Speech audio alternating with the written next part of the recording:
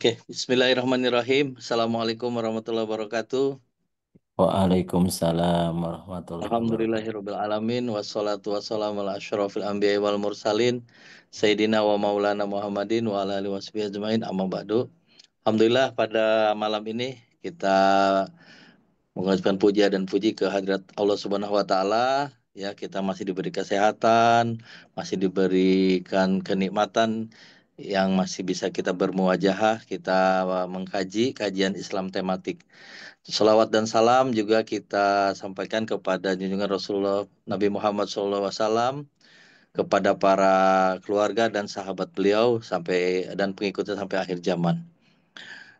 Untuk mempersingkat waktu, silakan Pak Ustadz Sam untuk menyampaikan kajian Islam tematik malam ini. Semoga bermanfaat dan berkah untuk kita semua. Mangga. Wassalamualaikum warahmatullahi wabarakatuh. Waalaikumsalam warahmatullahi. Teman-teman sekalian, ini share-nya udah masuk belum ya? Taruh dulu. Sudah, Udah ya? Oke. sudah. Ya. Kok kita dulu. Eh, kok nggak keluar di saya? Oh, di sini Eh, sudah tertulis tuh kajian Islam tematik Oke, oke. Fit Saya bersama inikan Pak Sam. lagi. Diulangi Saya aja. saya ulang lagi aja. Nah, oke. Alhamdulillah. Baik. Assalamualaikum warahmatullahi wabarakatuh. Alhamdulillah, salatu wassalamu ala rasulillah wa ala alihi wa sahbihi wa mawala amma ba'du. Puji dan syukur kita panjatkan kehadirat Allah Subhanahu wa taala, salawat dan salam semoga Allah curahkan kepada suri tauladan kita Nabi besar Muhammad sallallahu alaihi wasallam, pada keluarga, sahabat dan pengikutnya hingga akhir zaman. Ikhwani rahimakumullah, pada hari ini eh, saya sengaja, kayaknya ini udah pernah ya berapa tahun lalu gitu ya saya sampaikan tentang mengenali setan dan cara menghadapi godaannya. Ini juga terkait dengan bagian dari ritual manasik haji, yaitu lempar jumroh. Jadi lempar jumroh itu disebutkan dengan melempar setan, melempar setan. Jadi yang pernah saya bahas juga sebenarnya bukan melempar setan tetapi melemparkan setan gitu. Jadi melemparkan setan. Karena kita harus mengenal apa sih yang dimaksud dengan setan itu. Jadi eh, karena ketika kita tidak paham, tidak mengenal setan, maka kita tidak tahu bahwa kita sudah tergoda oleh setan atau kita sudah mengikuti langkah-langkah setan.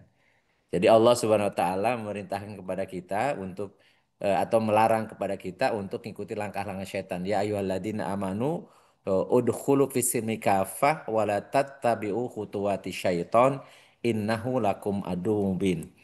Wahai orang-orang beriman, ya, masuklah kalian ke dalam Islam secara kafah dan jangan kalian ikuti langkah-langkah setan. Ya, khutuwat itu zaman di khotun itu artinya perjalanan atau jalan-jalan ya, jalan-jalan. Khutuwat atau langkah-langkah ya, langkah-langkah setan. Kenapa dilarang mengikuti langkah setan? Karena setan itu adalah musuh yang nyata bagi kalian. Jadi, wala tattabi'u khutuwati syaiton innahu lakum aduwwum mubin. Nah, pertanyaannya, setan itu apa? Dan ketika melempar jumroh, Rasul mengatakan bahwa melempar jumroh itu melempar setan. Jadi, nah sementara yang kalau makhluknya itu ada dua. Makhluk yang mukallaf ya, yang ditaklif dengan hukum syara ya, adalah jin dan manusia. Sebagaimana Allah sampaikan, wa ma khalaqtul jinna wal insa illa liya'budun. Tidaklah aku ciptakan jin dan manusia kecuali untuk ibadah kepadaku. Jadi kalau makhluk yang diberi beban syariat itu jin dan manusia, sementara kita suruh melempar setan. Nah, ini apa? Kalau maksud melempar setan maksudnya jin, padahal jin itu tidaklah nampak bagi manusia atau jin itu gaib bagi manusia. Ya, tentunya apa tidak tepat kalau melempar sesuatu yang gaib ya. Ya, sementara kalau melempar setan yang dimaksud dari manusia misalnya, ya juga tidak tepat karena manusia ya kalau secara ya, apa fisik itu bisa apa bisa kalau apalagi kalau seandainya sedang melakukan ibadah haji pasti orang-orang yang beriman. Jadi tentunya tidak dimaksud untuk melempar makhluk yang baik dari jin ataupun manusia. Lalu apa itu setan? Ya kalau menurut Kamus Besar Bahasa Indonesia itu setan itu adalah ya katanya roh jahat ya, yang selalu menggoda manusia supaya berlaku jahat walaupun kata-kata roh juga ini kan dipertanyakan karena ruh itu ya disebut dengan sirul haya. Ketika Rasulullah SAW ditanya tentang ruh, tentang nyawa, ya Rasulullah dijawab oleh Allah Subhanahu wa taala, yas'alunaka ruh, qulir ruhu min amri rabbi wa ma utitu minal ilmi illa qalila. Mereka bertanya kepada Muhammad tentang nyawa, katakan nyawa itu urusan Hah? Tuhanku karena dia bisa diberi ilmu Dua apa kecuali tiga? sedikit. Jadi Dua apa satu? eh, kalau disebut dengan roh juga tidak tepat ya. Jadi sehingga kemudian kita Kamu yang merefernya bayarin bukan ke pakai itu ya? apa Atau yang pakai apa bayar? Kamu disebutkan bayarnya pakai dalam aku ya pakai itu QRIS. uh, Hah? Oh bukan. uh, Mbak Endah kedengarannya. Uh, jadi tentunya yang dimaksud ya, dimaksud itu ya, kita merefernya kata-kata setan itu menurut apa yang disampaikan oleh Allah dan apa yang dimaksud oleh Rasulullah SAW. Jadi kata setan ya ternyata menurut Ibnu Katsir ya, itu adalah kata sifat. Jadi jadi bukan makhluk ya, tetapi sifat yang dimiliki oleh golongan jin dan manusia. Jadi setan itu sifat yang dimiliki oleh jin dan manusia. Jadi makhluknya itu jin dan manusia. Ibnu Katsir mengatakan bahwa setan adalah semua yang keluar dari tabiat jenisnya dengan kejelekan. Jadi dalam ketika menafsirkan surat Al-An'am 112 wa kadzalika ja'alna likulli nabiyyin aduwwan syayatina al-insi wal jinni yuhi ba'duhum ila ba'din zuhrufal qawli gurura walau syaa rabbuka ma fa'aluhu fadharhum wa ma yaftarun. Dan demikianlah kami jadikan bagi tiap-tiap nabi itu musuh, yaitu ya, syayatin. Syayatin itu jama dari syaitan ya. Jadi syaitan-syaitan dari jenis manusia dan dari jenis jin. Jadi sebagian mereka membisikkan kepada sebagian yang lain perkataan-perkataan yang indah-indah untuk menipu manusia. Jadi dari ayat surat Al-An'am 112 ini menunjukkan bahwa setan itu adalah, jadi makhluknya itu adalah jin dan manusia, sedangkan setan itu adalah sifat-sifat buruk.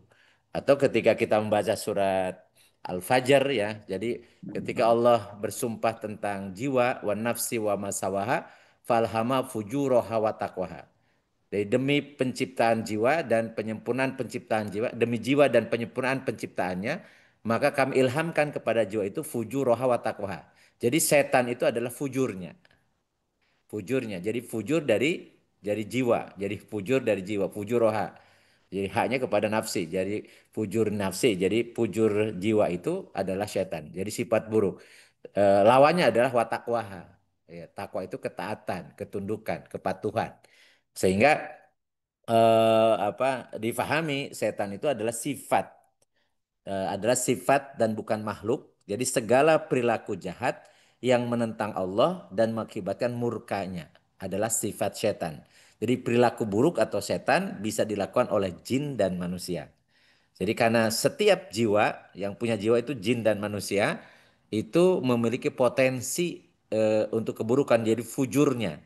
Yaitu potensi fujur itulah ketika diikuti itu adalah langkah setan. Atau dengan kata lain bahasa sehari-hari disebut dengan hawa nafsu. Jadi hawa nafsu itu adalah setan. Jadi hawa nafsu adalah setan.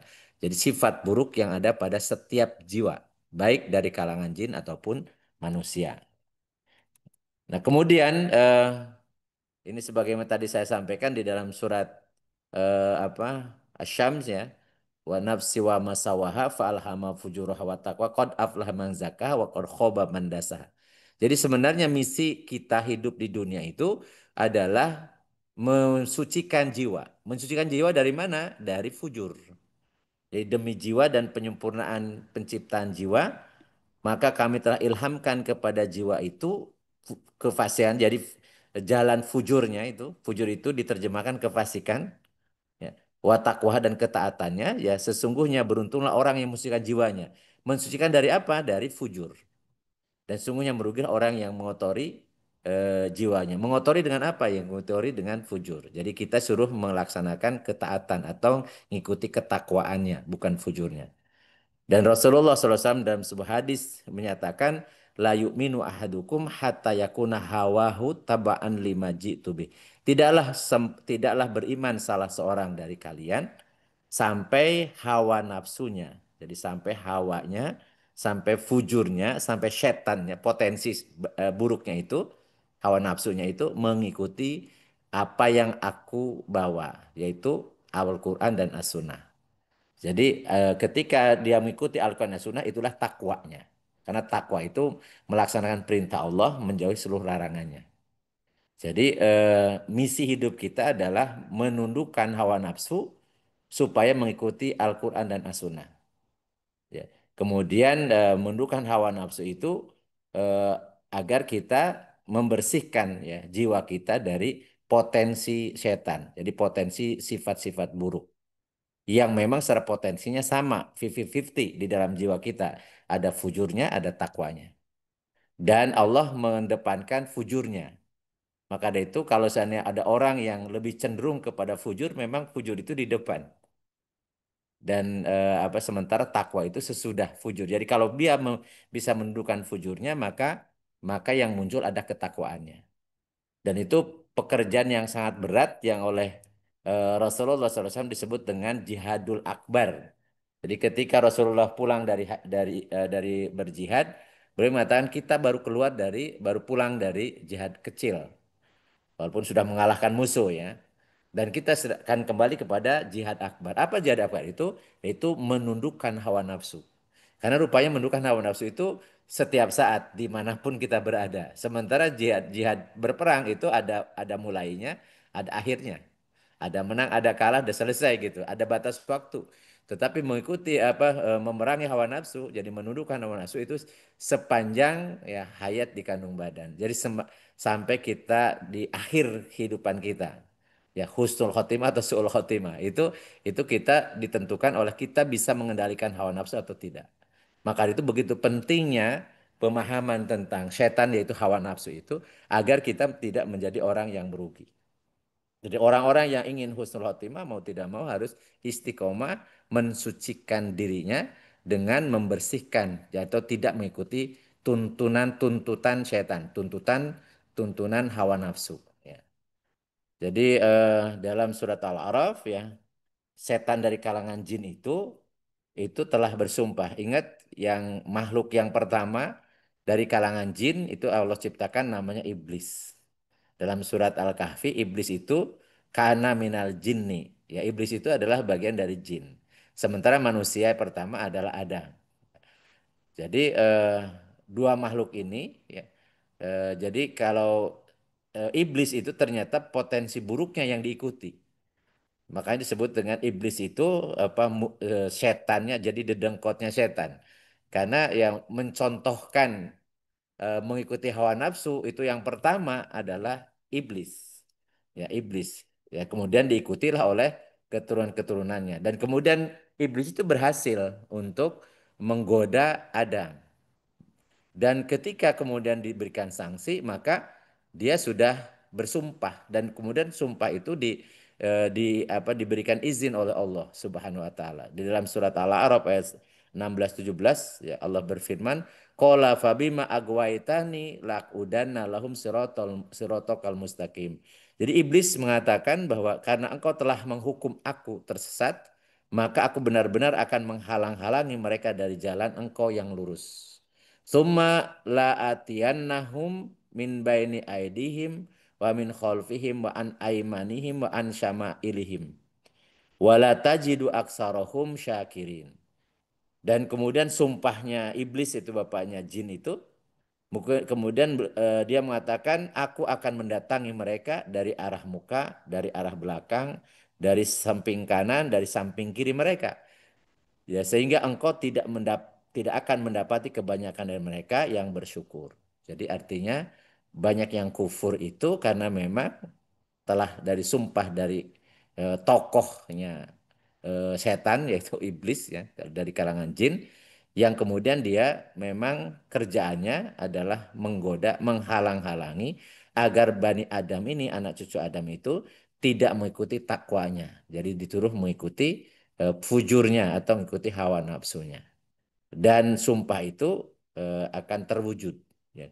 Jadi banyak di antara manusia itu, anak Adam itu yang justru tidak bersyukur dan banyak yang kemudian mengikuti ajakan ya, ajakan dari mengikuti langkah-langkah setan atau ajakan dari iblis dan pengikut-pengikutnya. Qala fabima agwaitani laqudanna lahum siratal mustaqim. Jadi ini sumpah iblis itu, karena engkau telah menyesat aku, pasti aku akan selalu menghalangi mereka dari jalanmu yang lurus.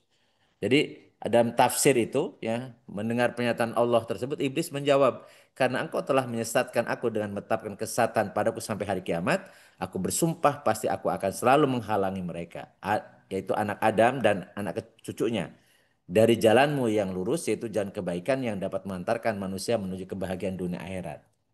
Nah, kemudian dia mengatakan summa la'atiyannahum min baini aidihim wa min khalfihim wa an aimanihim wa an syama'ilihim fala tajidu aksaruhum syakirin. Kemudian pasti akan mendatangi mereka dari depan, dari belakang, dari kanan, dari kiri, sehingga engkau tidak akan mendapati kebanyakan mereka bersyukur. Ya.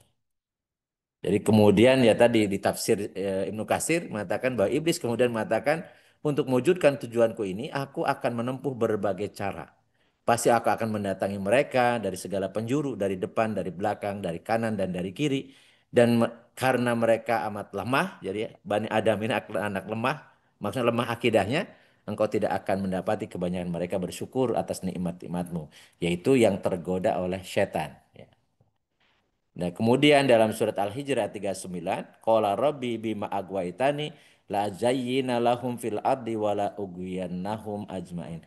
Iblis berkata, Tuhanku, oleh karena engkau telah memutuskan bahwa aku sesat, aku pasti akan menjadikan kejahatan terasa indah bagi mereka di bumi ini. Itu mereka itu maksudnya Bani Adam, manusia. Dan aku akan menyesatkan mereka semuanya. Hanya saja kemudian dalam surat Al-Hijr ayat 40, illa ibadaka minhumul mukhlasin. Hanya saja atau kecuali hamba-hamu yang terpilih, yang ikhlas ya, yang ikhlas di antara mereka. Sementara yang lain la'amla'anna jahannama minka wa man tabi'aka minhum ajmain. Sungguh aku akan menuju neraka jahanam dengan kamu wahai iblis dan dengan orang-orang yang mengikutimu di antara mereka semuanya, di antara Bani Adam. Nah, ataka ya ibna adama min kulli wajhin ghaira annahu lam ya'tika min fawqik wa lam yastati an yahulu bainaka wa baina rahmatallahi. Dia iblis mendatangimu dari segala seluruh penjuru dunia, penjuru arah ya. Akan tetapi dia tidak akan mendatangimu dari arah atas dan tidak mampu menghalangi antara kamu dengan rahmat Tuhanmu. Ya. Kemudian dalam kitab yang ditulis oleh Al-Fakhrur Razi, ya mengatakan ketika iblis mengatakan ucapannya, ya kemudian malaikat merasa kasihan kepada manusia. Kemudian malaikat berkata, wahai Tuhan kami, bagaimana mungkin manusia bisa melepaskan diri dari gangguan setan? Maka Allah berfirman kepada mereka bahwa bagi manusia masih tersisa dua jalan, yaitu atas dan bawah. Jadi tidak masuk dalam sumpahnya iblis. Ya. Bahwa jika manusia mengangkat kedua tangannya berdoa ke atas, maka dengan penuh kerendah hatian, ya, rendah hati, atau sujud ke bawah, ya dengan dahinya di atas tanah dengan penuh khusyukan, maka aku akan mengampuni dosa-dosa mereka. Jadi ada dua arah yang tidak disebutkan dalam sumpahnya iblis, yaitu arah atas dan bawah. Maka ketika menengadahkan tangan berdoa kepada Allah, maka iblis setan tidak bisa menghalanginya. Demikian pula ketika sujud ya tersukur di atas tanah, maka kemudian itu tidak bisa dihalangi ya oleh setan ya, atau kalangan iblis yang mengikuti tadi dan pengikutnya, yaitu dari kalangan jin ya yang menjadi setan yang menggoda Bani Adam. Nah, lalu bagaimana hubungan antara iblis dan jin? Tadi saya sudah sampaikan. Jadi iblis itu merupakan cikal bakal jin, yaitu di dalam kitab Majmu Fatawa Ibnu Taimiyah. Karena berdasarkan surat Al-Kahfi, fasajadu illa iblis karena minal jinni fafasaqa an amri rabbi. Jadi maka sujudlah mereka semua itu apa malaikat kecuali iblis. Dia adalah dari golongan jin dan maka ia mendurhakai perintah Robnya. Jin adalah suatu makhluk yang hidup di alam tersendiri yang bukan alam manusia dan bukan pula alam malaikat.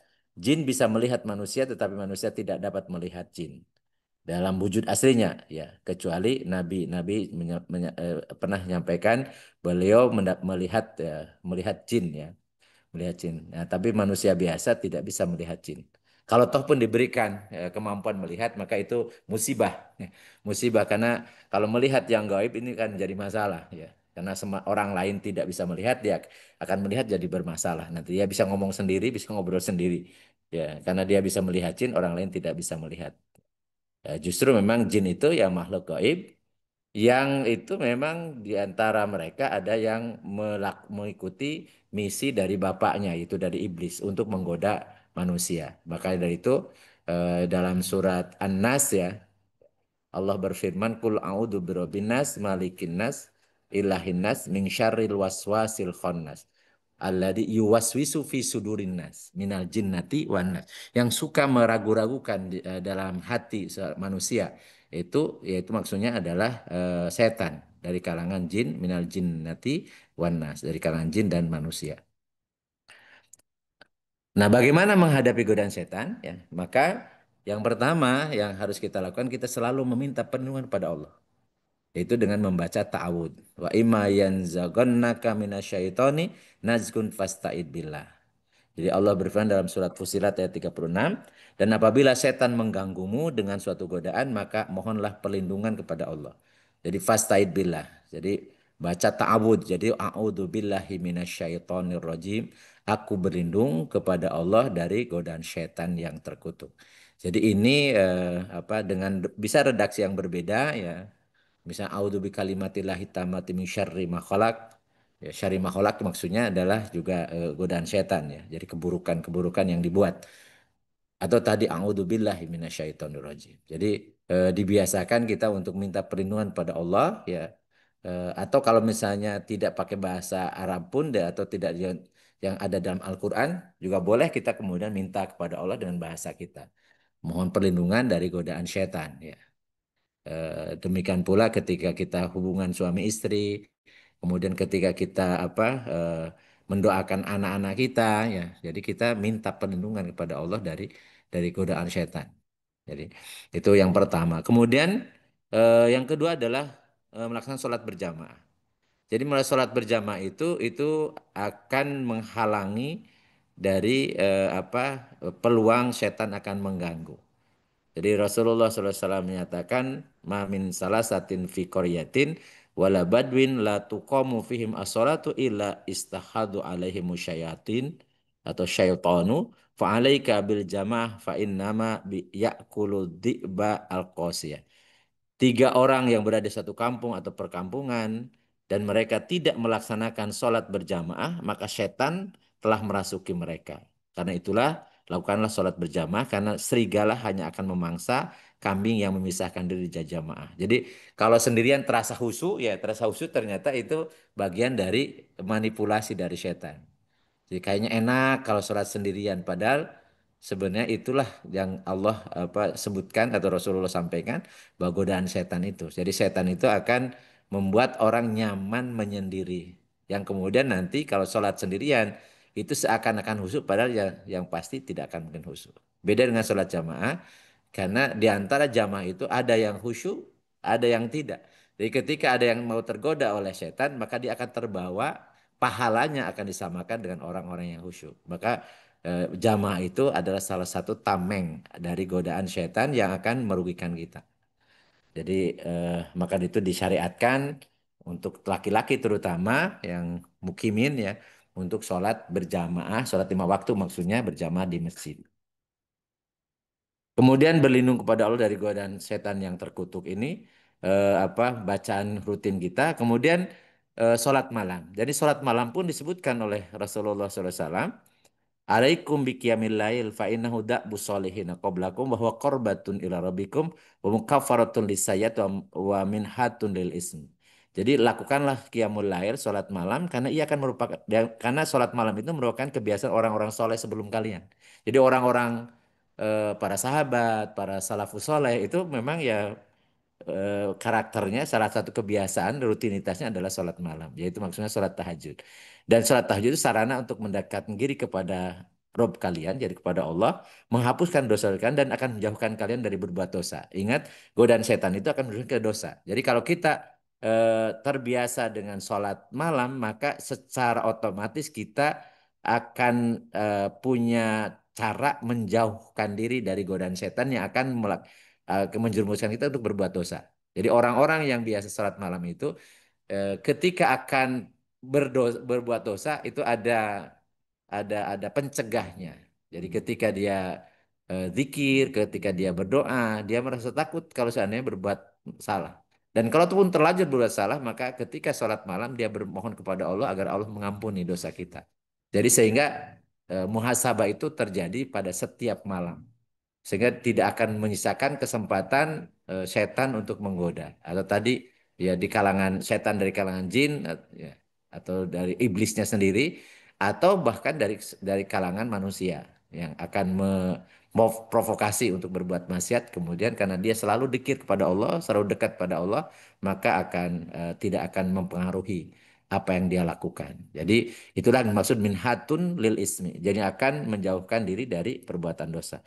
Dan jangan lupa juga selalu berdoa. Di sambil ta'awud tadi juga berdoa Allahumma ini a'udzubika min munkaratil akhlaq wal amali wal ahwa.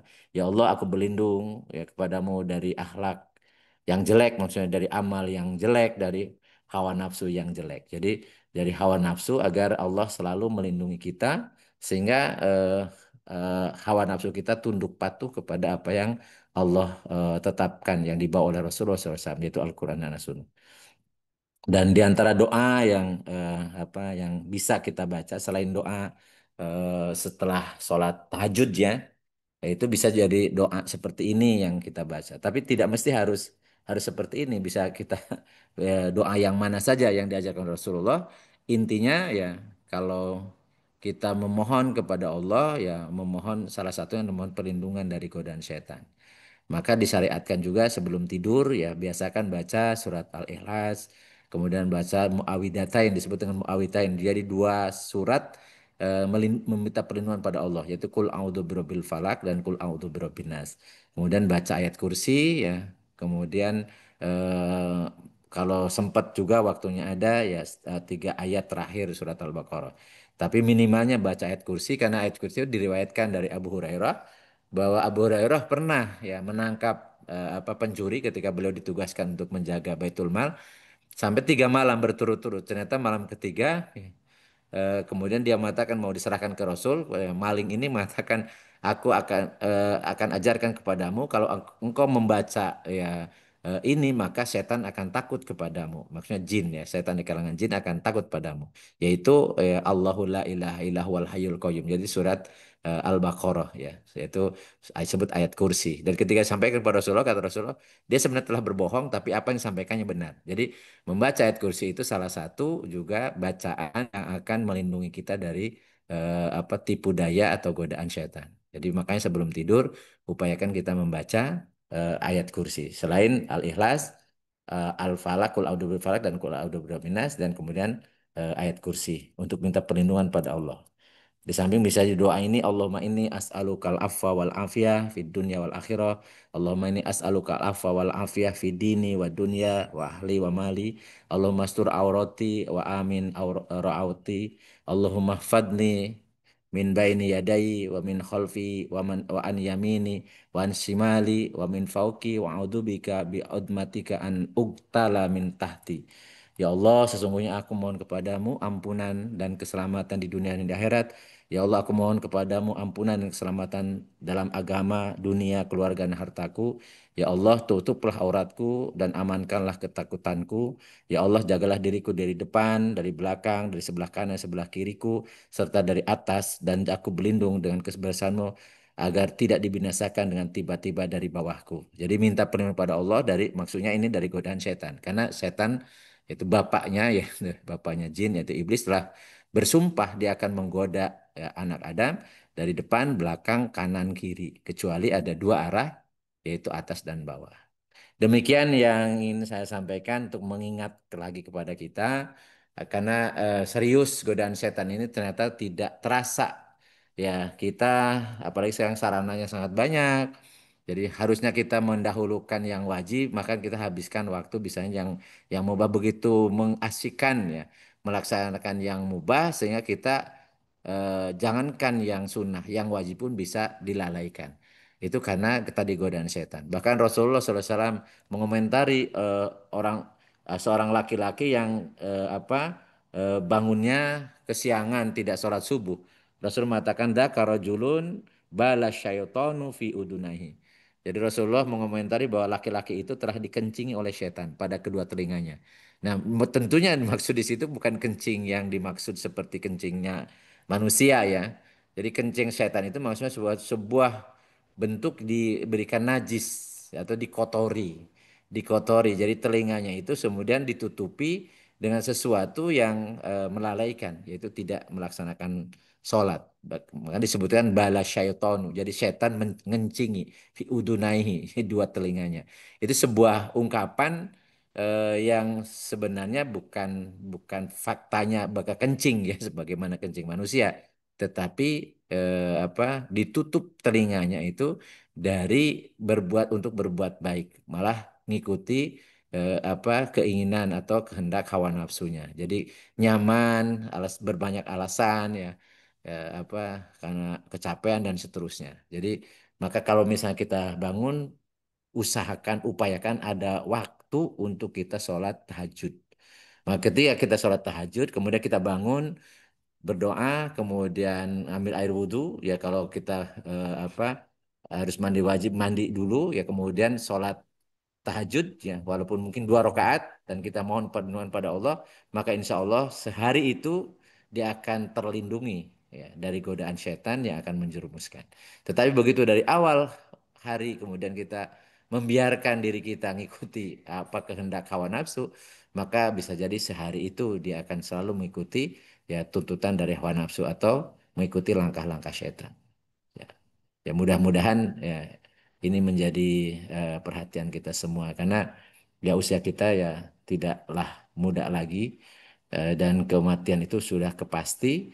Sementara penentuan kita ini baik atau buruk itu di akhir.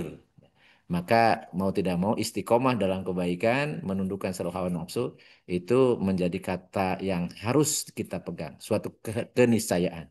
Tidak boleh kita mati kecuali dalam keadaan beragama Islam. Wala tamutunna illa wa antum muslim. Demikian pengantar diskusinya dan saya kembalikan ke Kang Cucu. Assalamualaikum warahmatullahi wabarakatuh. Waalaikumsalam warahmatullahi wabarakatuh. Terima kasih Pak Ustadz Sam yang menyampaikan mengenai apa sih godaan setan ya, terutama untuk perilaku-perilaku ya karena kan setan itu nggak bisa kelihatan ya Pak Ustadz ya, Iya, nggak iya, ya. kelihatan, cuman dari Bisa perilaku. jadi makhluknya bisa jadi manusia. Iya, padahal yang saya pahami setan itu ya nggak belegedeg Iya, gitu kan, tapi iya, nggak ini gitu ternyata sifat iya, ya, ternyata ada yang dikatakan sifat. iya. Silakan yang ingin bertanya atau menyampaikan sesuatu. Udah Daniel, ada yang mau sampaikan? Udah Daniel, mangga. Assalamualaikum warahmatullahi wabarakatuh. Waalaikumsalam warahmatullahi wabarakatuh. Ya, pertanyaannya mengenai setan ini yang saat ini ya, yang mungkin yang sedang terchallenge di saya adalah gangguan untuk tidak sabar dengan apa-apa yang sudah kita minta ke Allah. Ya, kita merasa bahwa kalau kita itu intens sholat hajat, sholat tahajud gitu kan, intens dengan duha ya, intens dengan puasa Senin Kamis, everything can be ijabah ya, semuanya bisa diijabah. Apalagi kan dengan beberapa aktivitas-aktivitas di hari-hari baik untuk melakukan Ya, puasa ya Pak Ustadz ya. ya, Nah, betul. ini selalu pergolakan di hati ini selalu muncul ya. Ini apakah saya tidak diijabah ya sama Allah atau apa gitu loh. Nah, bentuk-bentuk dari ketidakyakinan terhadap apa ya, diijabahnya oleh Allah apa yang kita minta itu, apakah juga bagian dari gangguan setan ya? Sehingga kita terhindar apa ya, sehingga kita itu tidak lagi istiqomah gitu loh. Ya, ini kadang-kadang gue malas juga nih kalau kayak begini nih tahajud gitu kan, gitu ya. Hmm. Nah, jadi pertanyaannya ini bagaimana nih Iya, melawan godaan? Saya yakin tuh godaan tuh Pak Ustadz ya, iya. godaan ya, eh, supaya kita tuh bisa terus beristiqomah melakukan Hmm. satu ibadah yang bisa memuluskan beberapa hajat kita dipenuhi oleh diijabah ya oleh Allah Subhanahu wa taala. Itu aja Ustadz, itu yang Iya, terkini dari iya. saya sendiri ya. Ya, terima kasih. Wassalamualaikum warahmatullahi wabarakatuh. Waalaikumsalam warahmatullahi wabarakatuh. Pertama juga tentang motivasi. Ini juga ada di situ. Misalnya motivasinya kita ibadah itu motivasinya dunia. Itu juga godaan setan. Jadi Pamri memalingkan. ya Ustadz ya. Ada Iya, jadi pamrinya. Itu yang kadang-kadang juga mengganggu saya tuh Ustadz. nah, Wah, gue betul. pamri nih. Jadi jadi gini, setan itu kan pinter ya. Jadi ini maksudnya kalau makhluknya kan tadi iblis dan anak keturunan itu jin ya, yang tidak nampak. Juga ada di kalangan manusia yang kemudian ngikuti hawa nafsunya, jadi bisa memprovokasi kita. Dan sekarang ini setannya itu sangat nyata. Jadi lingkungan kita itu memprovokasi agar orientasinya di dunia, orientasi untuk dunia. Jadi bahkan sampai persaingan-persaingan dunia itu bisa menghalalkan segala cara, kemudian ya dia ngikuti keinginan itu. Keinginan itu. Dan itu real, itu langkah setan. Dan bisa jadi tanpa kita sadari kita pun terjebak di situ. Terjebak di situ. Misorientasi. Padahal harusnya kan kalau kita misal paham tentang hidup, mestinya kan wabtagi fima atakallah ad-darul akhirah. Walatan sanasibaka minad dunya. Carilah dari apa yang telah Allah berikan kepadamu untuk akhirat. Jadi orientasinya itu untuk akhirat. Jadi kalau orientasinya masih untuk supaya kaya, supaya punya jabatan, supaya punya nama, supaya macam-macam gitu ya, itu tanya di orientasi di dunia, itu sudah terpalingkan oleh setan. Karena setan itu tadi nakut-nakuti. Setan itu kan nakut-nakuti khawatir nanti miskin. Nanti nanti apa menakut-nakuti dengan kemiskinan. Padahal kalau kalau kita balik lagi, sebenarnya semua yang kita miliki itu semuanya pemberian dan Allah yang Allah berikan kepada kita itu cukup untuk memenuhi kebutuhan. Karena kalau sudah habis stoknya ya mati kita. Jadi sebenarnya kalau seandainya ada orang sampai kemudian kelaparan karena memang rezekinya sudah tidak ada. Dan ingat kewajiban kita hanya ikhtiar bukan untuk mendapatkan. Demikian pula ketika kita bisa berdoa, boleh kita berdoa, tapi kalau berdoa orientasi hanya dunia, itu terpalingkan. Terpalingkan oleh siapa? Oleh tadi, oleh setan itu. Jadi setan itu membuat sesuatu kayak indah, kayak menjanjikan gitu. Sehingga kemudian melalaikan kepada Allah.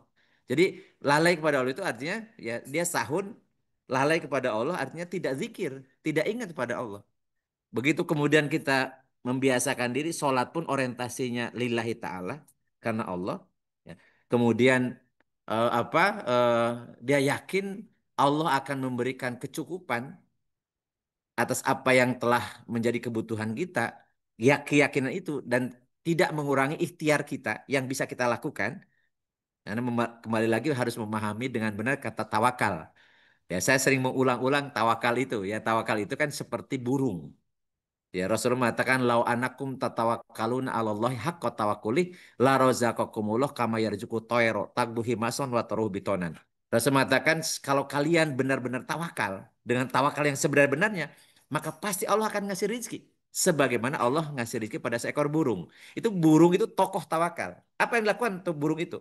Tagdu himason berangkat di pagi-pagi Ya, begitu dia bangun dia tidak tidur lagi tuh burung itu. Tapi dia kemudian akan terbang ke sana kemari. Padahal waktu pagi itu perutnya kosong. Ya. Jadi tagdu himason, himason itu perutnya kosong, jadi nggak ada isinya. Dia juga tidak tahu rezekinya di mana.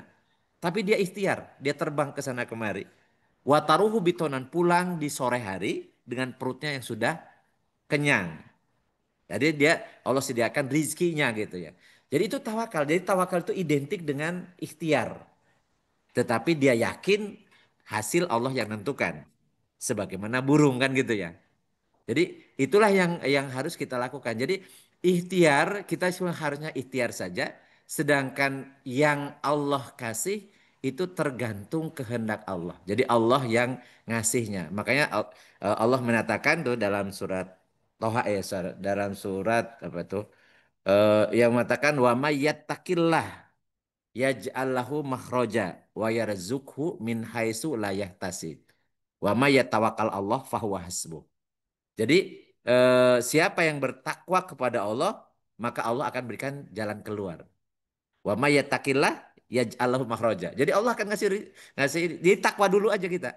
Takwa itu melaksanakan perintah Allah, menjauhi larangannya, kan gitu ya, tanpa pilih-pilih. Dan harus lillahi taala karena Allah. Maka Allah akan berikan jalan keluar. Ya, jalan keluar. Kalau kita ada kesulitan, Allah ngasih jalannya ya. Wa yarzuqhu min haitsu la yahtasib dan Allah akan berikan rezeki dari arah yang tidak disangka-sangka. Dan siapa yang bertawakal pada Allah maka itu cukup. Allah akan mencukupkan gitu. Jadi oleh karena itulah maka dari awal pun kalau kita misalnya tadi sholat duha, kita sholat tahajud, bahkan sholat hajat, bukan orientasi untuk dunia. Tapi orientasinya kita untuk akhirat. Karena Allah menjanjikan pahala yang besar, Allah menjanjikan penghapusan dosa karena ibadah kita. Ya, tetap kita ikhtiar, ya tidak hanya menggantungkan tadi apa doa saja, tapi kita ikhtiar sesuai dengan telah disyariatkan. Maka itu, nah orang ya seperti itu, insya Allah ya dia akan mendapatkan tuh, mendapatkan. Jadi kebutuhan dunianya dia akan dapat, nah kebutuhan akhiratnya Allah akan cukupkan. Karena tidak mungkin ada orang yang beribadah dan ikhlas karena Allah semata, nggak mungkin Allah tidak memberikan balasan. Dan itu janji, ya, janji dari Allah Subhanahu Wa Taala. Oleh karena itulah maka ketika kemudian kita ternyata apa yang kita inginkan ternyata tidak seperti yang kita harapkan Allah memberinya yang lain, gitu. Mintanya kita uangnya banyak, tapi ternyata uangnya sedikit. Nah, kalau orientasi di akhirat, maka tidak akan berpengaruh itu. Tapi kalau orientasinya dunia, nah kemudian akhirnya kemudian mutung. Ah, capek-capek sholat ternyata gini-gini aja kan gitu ya. Begitu ada orang komentar itu orang yang nggak sholat jadi kaya raya, gampang kata apa urusan-urusannya gitu ya, lancar-lancar saja. Eh, dia tidak tahu bahwa urusan dunia itu sebentar dan sedikit. Nah, sementara urusan yang sesudah dunia ini itu yang panjang, yang kekal selama-lamanya dan banyak dan banyak. Jadi kita nggak apa-apa di dunia itu sesuai dengan yang telah Allah berikan saja. Dan bahagia itu sebenarnya bukan dari jumlah, bahagia itu dari bersyukur. Jadi kalau orang bersyukur, berapapun yang dia terima akan mendatangkan kebahagiaan. Tetapi bagi orang yang kufur nikmat, sebanyak apapun yang Allah berikan, dia tidak akan menghasilkan kebahagiaan. Dia akan makanya jangan pernah berharap dinaikkan gajinya para pejabat korup itu akan berhenti korupsi. Enggak seperti itu. Karena setan itu kan terus mengiming-imingi sesuatu yang tidak akan pernah puas. Karena yang bisa memutus dari kerakusan itu adalah qanaah. Jadi orang akan berhenti rakus itu kalau qanaah. Qanaah itu apa? Ridho dengan pemberian Allah. Kemudian syukur atas nikmat yang telah berikan. Tapi kalau itu tidak ada ridho, tidak ada qanaah, tidak ada syukur, tidak ada sabar, maka tidak akan mungkin orang akan merasa puas. Kerakusan itu tidak mungkin akan berhenti. Tadi yang menghentikan nanti adalah kematian. Dan sangat rugilah orang kerakusan itu dihentikan oleh kematian. Karena dia tidak sempat memperbaiki diri. Maka karena kematian itu tidak tahu kapan waktunya, maka jadilah orang yang qanaah. pasti cukup selama kita masih hidup dan orang-orang yang menjadi kewajiban kita nafkahinya pasti kita akan Allah akan cukupkan. Asal tadi gitu kita mau berikhtiar. Intinya ya ikhtiar ya kemudian Allah nanti ngasih mencukupi semua kebutuhan kita dan orang-orang yang kita tanggung kebutuhannya, nafkahnya. Walau alam bisawab. Nah, tadi juga ada malas ya, malas. Ini juga sama. Jadi kalau mau kita ibadah malas, makanya Rasulullah ngajarin doa tuh. Allahumma inni a'udzubika minal kasali. Jadi kasal itu artinya malas. Artinya malas itu adalah sifat buruk. Jadi malas itu adalah setan. Itu hawa nafsu gitu ya. Sehingga kalau kemudian kita ditimpa kemalasan, mau ngaji ini malam Kamis, malas ah. Atau bosen gitu ya, bosen gitu.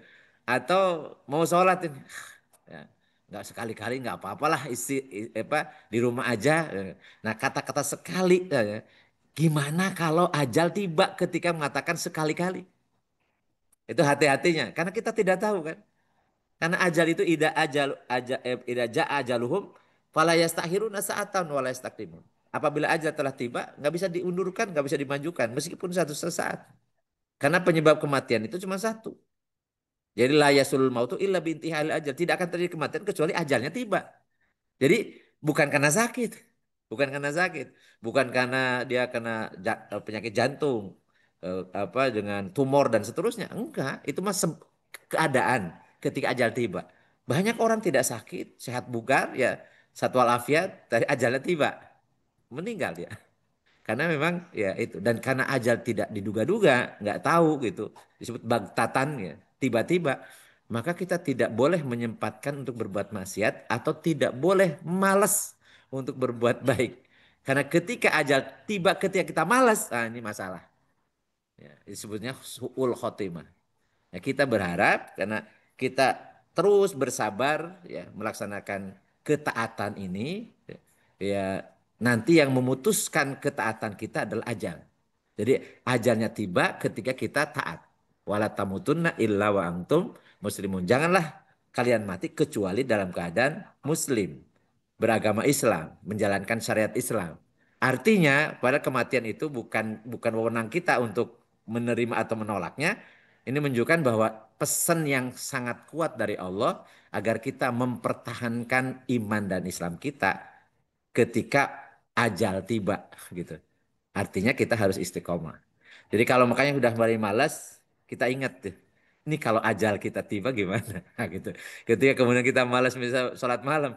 Nah, selama ini kita berharap bahwa ketika kita sholat malam, doa kita dikabulkan, ya dosa-dosa kita dihapuskan. Nah, kemudian kata Rasulullah, kalau kemudian semalamnya dia sudah sholat tahajud, maka kemudian diikuti sholat pagi-paginya sholat subuh, ya, maka sehari itu dijamin dia akan kalau ataupun meninggal dia dijamin husnul khotimah. Allah akan jaga gitu. Tetapi kalau seandainya malamnya lupa, malamnya males sholat malam, sholat subuhnya kesiangannya dan karena tadi terlalu pulas ya tidurnya atau sudah bangun sebenarnya tapi balik lagi tidur lagi gitu ya disebut dikencingin setan gitu ya. Nah, maka tidak ada jaminan kalau misalnya ajal tiba pada hari itu, kemudian dia akan husnul khotimah. Jadi itu harus terus kita tanamkan dalam hati, dalam benak kita sehingga kita insya Allah akan terjaga dan minta kepada Allah. Istiqomah itu perbuatan yang sangat berat karena tadi sangat peka godaan setan. Ya. Dan alhamdulillah kita bersyukur ini pertemuan kita ini malam Kemis itu walaupun kadang-kadang terus terang saya juga kadang-kadang waduh berat ya gitu ya. Kadang-kadang gitu ya muncul di situ. Tapi balik lagi kalau seandainya acara kita nih malam Kemis itu acara yang kemudian bisa kita banggakan di hadapan Allah gitu ya. Ya. Itu sayang kalau kemudian kita tinggalkan kan tuh. Bisa jadi karena iya bisa jadi karena ini amal soleh kita ya, bukan hanya gugur kewajiban tolabul ilmi gitu ya, tapi ini akan mendatangkan ridho Allah. Sayang kalau kemudian kita putus gitu. Jadi makanya setiap kebaikan itu diusahakan istiqomah supaya kita apa tadi eh, hidupnya teratur gitu deh. Jadi kalau sudah kebaikan jangan sampai putus. Putus. Kalau ini pahalanya gede, jangan sampai kita kehilangan peluang pahala gitu. Selama kita masih hidup.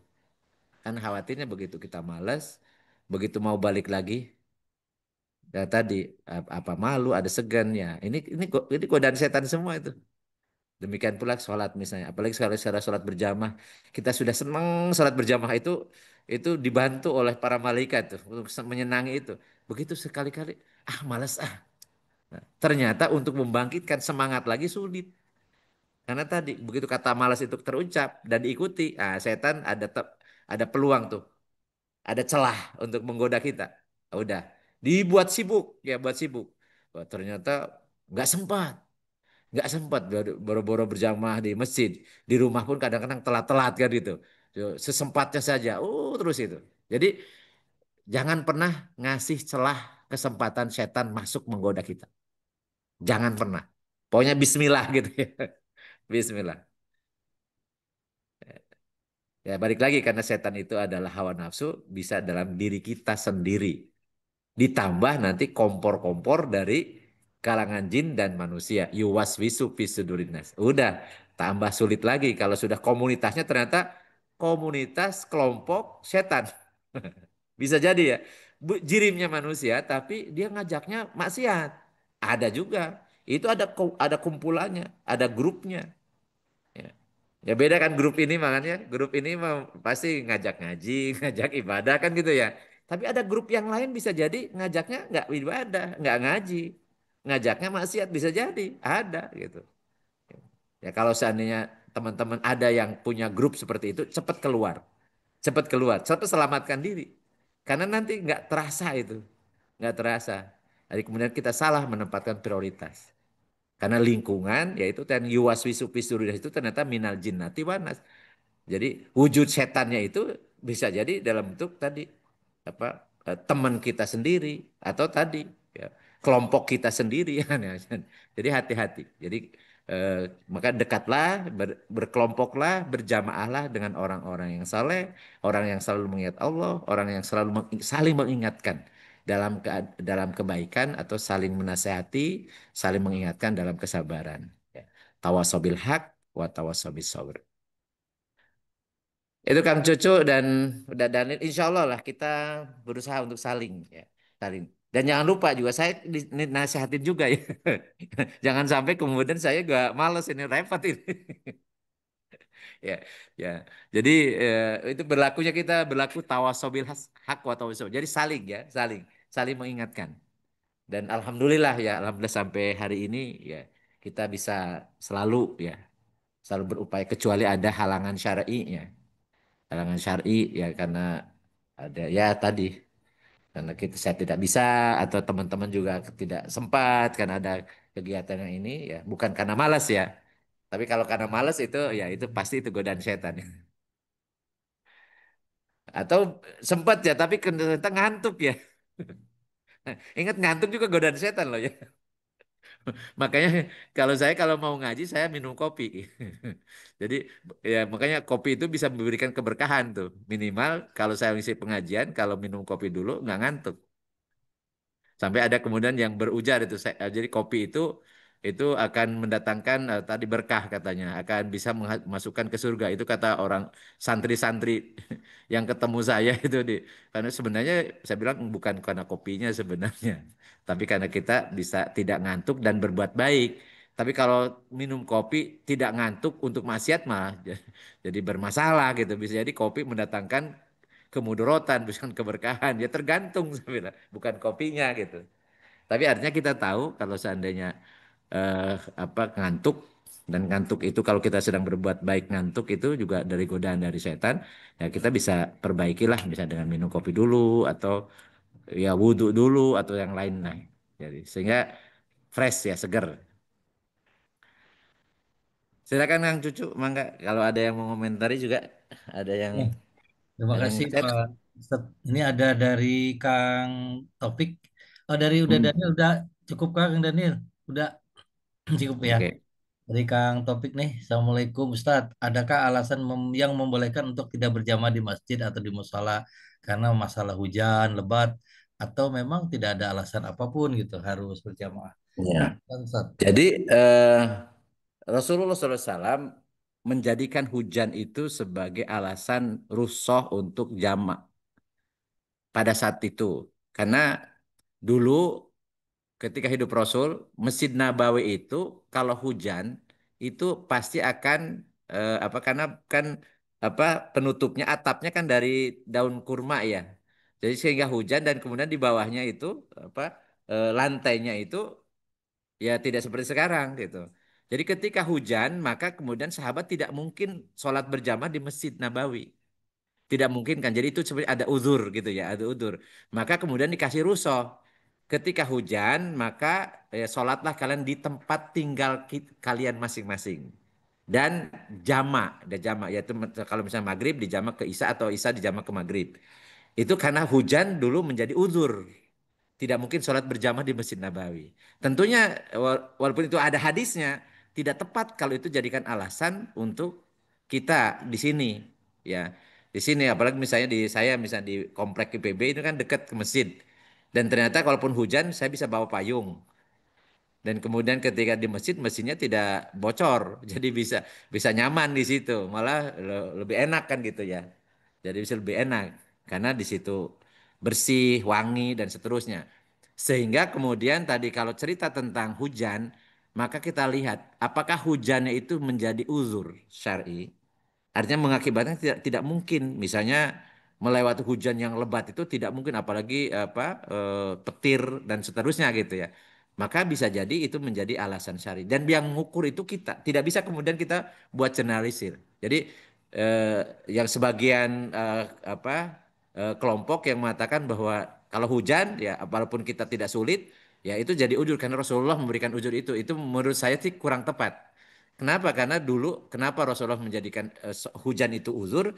Karena tidak mungkin kan sholat berjamaah di masjid sebagaimana ya kita bahas minggu lalu ya.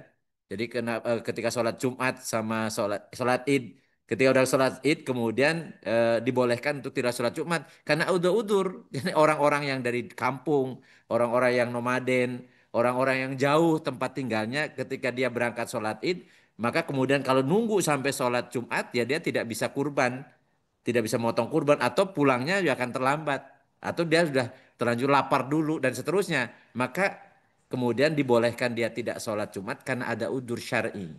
Tetapi bagi yang mukimin di situ tetap Rasulullah buktinya Rasulullah sempat sholat Jumat karena sholat Jumat itu wajib gitu. Itu contohnya kita membahas tentang rusuh. Demikian pula hujan. Jadi selama hujannya tidak menghalangi kita kan kita tidak sulit sebenarnya untuk kemudian walaupun hujan kita tetap ke masjid, maka rukhsahnya itu tidak berlaku untuk kita yang tidak mendapatkan kesulitan. Nah, terus gimana kalau seandainya apa apakah kalau misalnya kalau sholat sendirian itu tidak sah atau bisa berdosa? Jawabannya berjamaah itu bukan bukan fardu ain. Sehingga kalau bukan fardu ain ya eh, bukan fardu ain artinya fardu kifayah kalau untuk satu masjid atau sunnah muakkad. Ya. Sebagian ulama menekankan bahwa sholat berjamaah itu sunnah muakkad. Sehingga kalau tidak dilaksanakan, tidak ikut ya tidak berdosa dia, tetapi tidak dapat keutamaan gitu. Ya, tidak dekat keutamaan. Jadi kalau misalnya dia karena hujan kemudian sholat sendiri aja di rumah atau sholat dengan keluarga di rumah, ya tidak berdosa, sholatnya sah. Hanya saja tidak dapat keutamaan karena kata Rasulullah, as-sholatul jamaah afdolu min sholatil fadhi bisab'in wa isrina darajatan. Jadi sholat berjamaah itu lebih utama daripada sholat sendirian 27 derajat. Jadi artinya 1 banding 27. Jadi kalau sholat sendiri itu dapat 1, kalau berjamaah dapat 27. Jadi ya artinya kalau dapat 1 berarti tidak berdosa, malah dapat pahala. Cuman pahalanya hanya 1/27 gitu ya. Jadi tentunya kalau kita mampu ya dan tidak menghalangi hujan pun tidak terhalang sebenarnya kita bisa mampu ya. Kalau saya biasanya kalau misalnya hujan gede ya saya bawa mobil. Kan ada mobil jadi gue juga masih bisa diatasi ya. Kenapa? Karena saya ingin pahala dari sholat saya itu maksimal. Maksimal. Jadi maksimal apa? 27 gitu. Sayang banget gitu. Ya karena kalau cuma nilainya sholatnya cuma satu ya, berarti kita harus 27 kali sholat baru, padahal itu diwakili hanya satu sholat, satu waktu dengan berjamaah. Itu sama dengan 27 kali. Padahal kita kita tidak tahu tuh, umur kita berapa kan gitu. Jadi selama ada afdoliyah yang disebutkan oleh dalil ya, jadi Rasulullah menyampaikan itu keutamaan, kita kejar. Jangan sampai disia-siakan gitu ya. Jadi makanya tadi kalau kita udah malas-malas, cepat segera. Kalaupun ini tidak wajib, tidak fardu ain gitu ya, tidak berdosa, sah sholatnya. Tapi sayang, sayang. Karena kata Rasul sholat berjamaah itu 27 kali lipat daripada sholat sendirian kan gitu. Jadi sayang banget. Makanya diupayakan. Dan kalau kita niat sholat berjamaah, ternyata dimanapun saya ini pengalaman saya ya, kalau diniatkan dari awal, dari pagi itu, ingin saya sholat di masjid berjamaah. Dan ternyata dimanapun saya berada, ternyata di masjid ada berjamaah gitu. Kalau ataupun masbuk masih dapat jamaah gitu. Atau minimal ada yang ikut. Atau kita ikut kepada seseorang untuk berjamaah. Karena tergantung apa yang ada di mindset kita. Di benak kita. Dan Allah berikan kemudahan. Jadi kalau misalnya di perjalanan kemudian pas waktunya ada saya sholat dulu deh. Saya berhenti. Ternyata bisa nyaman. Dan ternyata tidak ada kendala juga. Tidak signifikan ya waktu yang kita pakai untuk berjamaah. Jadi memang tergantung Allah itu tergantung apa yang ada di mindset kita. Jadi kalau kita ingin ingin terlalu dekat, ingin sholat berjamaah, Allah akan bantu. Yakin Allah akan bantu gitu.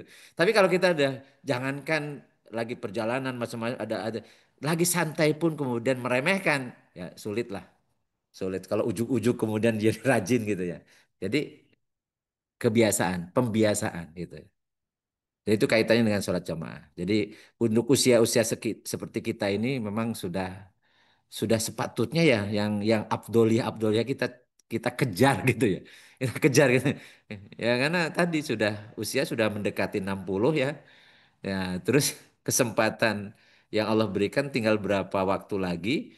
Kalau kita seperti dulu-dulu ya, ya apa yang penting gugur kewajiban. Yang penting gugur kewajiban. Lah kapan kita dapat maksimalnya ibadah itu? Pahalanya kapan dapatnya? Ya maksimalnya itu ya, ya afdoliyahnya. Ya tentunya ya sekarang. Jadi orientasi ke dunianya mungkin dulu iya, karena kita sangat banyak kebutuhan macam-macam gitu. Tapi mestinya semakin tua kita sudah tahu lah. Justru kebutuhan akhirat yang paling kita utamakan. Karena itu hasil kerja kita. Jadi kalau akhirat itu hasil kerja kita. Tapi kalau dunia pemberian dari Allah. Jadi bukan hasil kerja kita, tapi pemberian dari Allah. Itu kalau dunia. Tapi kalau akhirat itu murni hasil kerja kita. Ya, karena kita tidak bisa menggantungkan, mengandalkan orang lain untuk akhirat, jadi kita harus maksimalkan. Jangan pernah kata malas ibadah. Ya, kalau misalnya lagi capek macam, jangan ada kata capek. Insya Allah Allah akan memberikan kekuatan. Kalau susah-susah saya bilang Allahumma paksakan, dipaksakin aja. Dipaksa. Jadi doa yang mujarab itu saya diajarkan oleh bapak saya. Allahumma paksakan. Jadi kalau misalnya lagi malas, Allahumma paksakan. Jadi insya Allah Allah akan membantu menolong kita. Baik, Kang Cucu,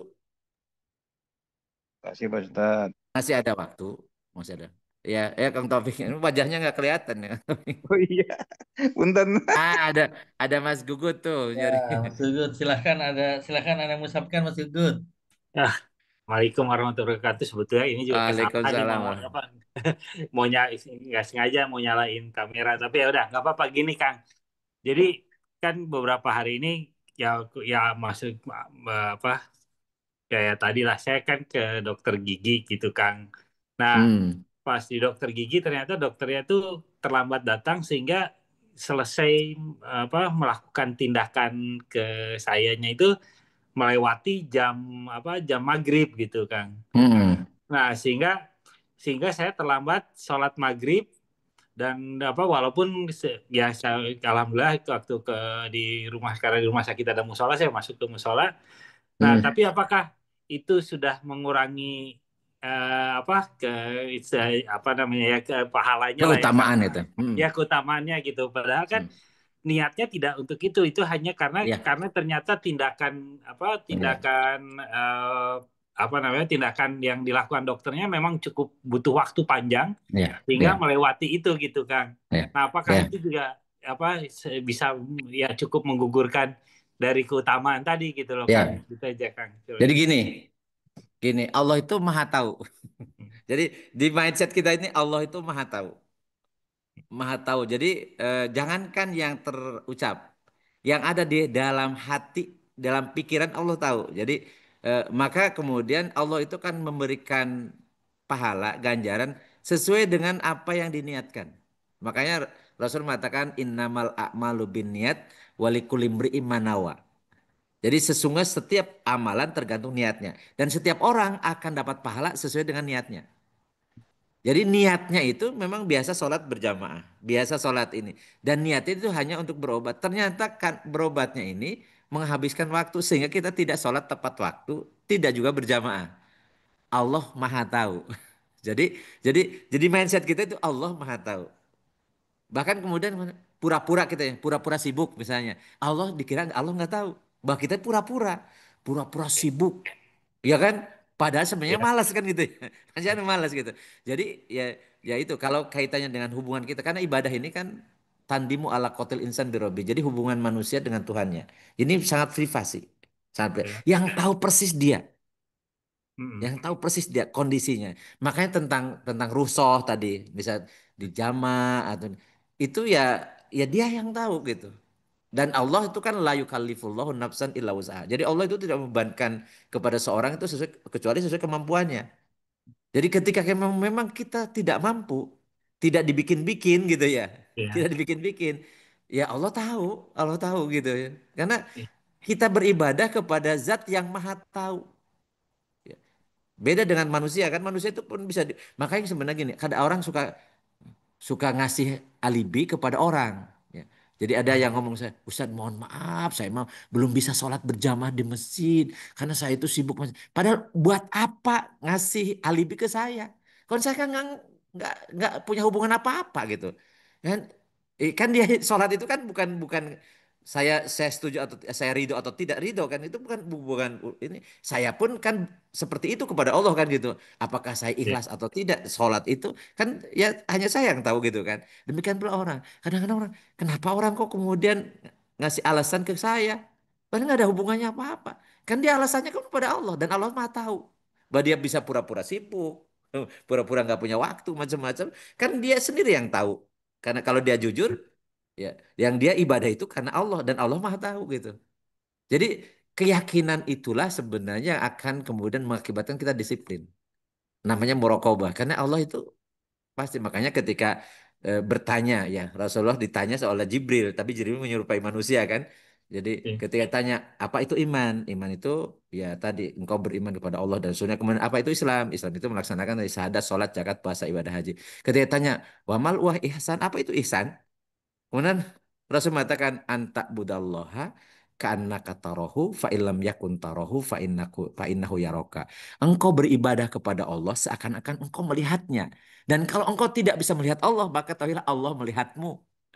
Jadi muraqabah itu, ihsan itu yang akan menggerakkan pikiran dan hati kita, kecenderungan kita itu pemikiran itu. Jadi ketika kita yakin Allah mengawasi, yakin Allah melihat, ya, dan kita berbohong berdosa itu tidak bermakna sama sekali di hadapan Allah gitu ya.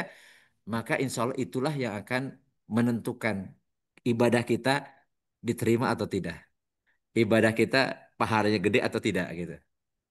Karena gitu. Jadi insya Allah tadi misalnya yang diceritakan oleh Kang ya insya Allah kalau memang itu memang halangan syar'i dan tidak diniatkan misalnya untuk kemudian melalaikan sholat dan tidak mungkin bahkan bisa jadi dokternya ketika dia mengoperasi pasien bisa jadi dijamak dia sholatnya bukan Hmm. hanya sholat telat ya bahkan bisa dijamak ya. Karena udzur syar'i gitu ya. Jadi itu bisa terjadi ya. Atau misalnya ketika dia waktunya sholat Jumat dia sedang menghadapi pasien harus Ya. menyelamatkan nyawa misalnya bisa jadi ya tidak wajib sholat Jumat ya. Jadi dia ganti dengan sholat duhur. Bahkan sholat duhurnya bisa dijamak dengan apa? Dengan asar. Bisa jadi. Itu Hmm. untuk seorang dokter yang dia punya darurat pada posisi darurat namanya. Karena menyelamatkan nyawa pasiennya itu lebih didahulukan daripada kewajiban dia sholat pada waktunya. Jadi bisa jadi ujur syar'i, kemudian dia bisa bisa apa? Bisa dijama, ya bisa dijama Oh, itu. Jadi termasuk pasiennya, ya ya. pasiennya dan sholat itu kan ada ada namanya rusuh, ada juga darurat. Ada Hmm. darurat. Ya. Jadi ini saya cerita sedikit tentang apa Profesor Musa Hubes. Jadi sebulan sebelum beliau wafat itu telepon saya karena dia kayaknya didatangi makhluk berjubah putih yang nyuruh dia sholat. Nah sepengetahuan beliau sholat itu kan harus bersih dari najis. Sementara beliau sakit itu tidak lepas dari najis. Jadi beliau bingung itu gimana sholat saya gitu. Gimana sholat saya? Karena sholat saya itu syarat sahnya sholat itu harus harus bersih dari hadas dan bersih dari najis. Nah saya nggak bisa. Nah, jadi dia telepon saya kemudian saya sampaikan sebenarnya sholat itu kalau rusoh itu karena ada halangan yang memang terkait dengan fisik kemampuan. Tetapi ada namanya sholat darurat. Sholat darurat itu tidak terikat langsung dengan syarat dan rukun-rukunnya. Ya, karena darurat kan. Ya, darurat. Ya. Karena yang penting dia sadar, di jiwanya sadar, dia tidak tidak bisa menggerakkan apapun karena nggak bisa melakukan itu, tidak bisa membersihkan dari najis karena tidak memungkinkan. Maka ingat di dalam hatinya, kemudian dia melakukan itu mungkin dalam bayangan, dalam pikiran. Ya. Kalau itu bisa diucapkan takbiratul ihram diucapkan, kalau gerakan itu bisa dilakukan digerakan sesuai dengan kemampuan, sisanya Sisanya hatinya, jadi jiwanya itu ingat kepada Allah dan sedang sholat gitu ya, sedang sholat. Insya Allah Allah Maha Tahu. Nah, ketika saya sampaikan itu, beliau senang banget, dicatat gitu ya. Dan Hmm. dan kemudian ternyata sebulan berikutnya beliau wafat. Dan eh, saya lihat memang apa ya beliau istiqomah di itu. Jadi dalam keadaan sulit apapun. Demikian pula dulu almarhumah istri saya juga gitu. Karena terakhir-terakhir nggak mungkin kan lagi untuk kemudian apa sholat dengan rusuh pun nggak bisa, nggak bisa. Ya. Jadi itu sholat sholat darurat. Jadi itu saking pentingnya sholat ya, penting sholat. Mudah-mudahan kita bisa nggak sampai ke darurat lah gitu ya. Kalau kalau ataupun misalnya sampai akhir hayat kita ya sholat kita itu kalau ataupun ngambil rusoh gitu ya, rusoh. Ya. Tapi kalau darurat mudah-mudahan enggak karena berat gitu. Ya, ya. Tapi ya Oke. itulah manusia. Ya Ya, kadang-kadang mudah-mudahan ya. kadang-kadang Tapi kan udah apa udah sehat kan ini? Giginya udah sehat. baru baru pulang makanya tadi baru baru masuk telat. Iya, Alhamdulillah iya, sih udah bisa ya, udah bisa udah nggak bengkak lah gusinya Kang. iya, Jadi iya, udah lumayan lah. Cuman tadi ya itu pas Isa telat jadinya jadi salatnya gitu yang biasanya kan iya, enak tuh kalau misalnya di masjid atau di musola iya, kan terus iya, tiba-tiba karena penanganan itu lewat iya. semuanya gitu akhirnya ya sudahlah Saya gimana. itu saya itu pernah punya pengalaman dulu waktu ke Sukabumi kantor saya. Hmm. Itu belum belum ada tol dulu. Jadi jalannya jalan alternatif ke Pamoyanan. Pas lagi dicor. Jadi cuma satu Hmm. jalur tuh. Jadi saya bawa mobil itu ada di tengah-tengah. Di samping saya itu ada mesin. Jadi Hmm. orang dari mulai dia masuk sholat maghrib sampai kemudian mereka masuk lagi sholat isya, saya nggak bisa turun dari mobil karena kalau saya turun ini macetnya ini bisa bermasalah kan gitu ya, Iya, bisa iya, ditimpukin orang. Nah iya, itu saya merasakan ya Allah ini seperti ini kan tidak pernah terjadi zaman Rasul kondisinya iya, seperti itu. Tapi seharusnya kemudian saya menginikan sendiri, saya sholat sholat di situ hormatul waktu aja. Jadi ikut gitu sholat, tapi sebenarnya sholat saya di tadi dengan tayamum di mobil karena nyetir gitu ya. Kemudian ya kemudian sholat isya juga ngikutin gitu. Tapi sebenarnya kan padahal masjid ada di samping gitu, iya, iya, kelihatan gitu loh. Tapi kan iya, nggak mungkin saya turun meninggalkan mobil, kan itu kan jadi iya, masalah, jadi mudorot ke iya, orang banyak gitu ya. Itu itu ya, real itu kejadian sampai saya, oh iya seperti itulah contoh-contoh yang dimaksud dengan ruhsah. Jadi bisa jadi yang dulu zaman Rasulullah mungkin tidak pernah terjadi, itu terjadi pada kita. Termasuk tadi misalnya, ya Kang Gugut harus apa jadi pasien untuk ditangani dan karena dokternya sibuk gitu jadi kemudian telat ya. Insya iya. Allah Allah Maha tahu lah Insya Allah. Amin. Ya udah, oh, itu Nah, makasih banyak Kang. Soalnya tadi dah. ragu-ragu juga, Iya, nggak biasa. insya Allah. Ya gitu. Enggak. Ya, nuhun gitu. Makasih itu ininya. Sama. Sehat-sehat Penguatan. terus Kang Gugut ya. Amin, Jadi amin, insya Allah. sekarang kelihatan agak gemuk-gemuk. Udah berapa lama kena itu kan? sempat butuh inilah pemulihan cukup. Ya, Iya, makasih. sama-sama. Mangga. Assalamualaikum warahmatullahi wabarakatuh. Waalaikumsalam warahmatullahi wabarakatuh. Kang Juju? Ya, sudah 25 5 menit lagi. Iya, iya. Kalau ya silakan kalau ada yang mau disampaikan lagi. Kalau memang tidak ada, kita tutup dengan doa. Ya. Baik.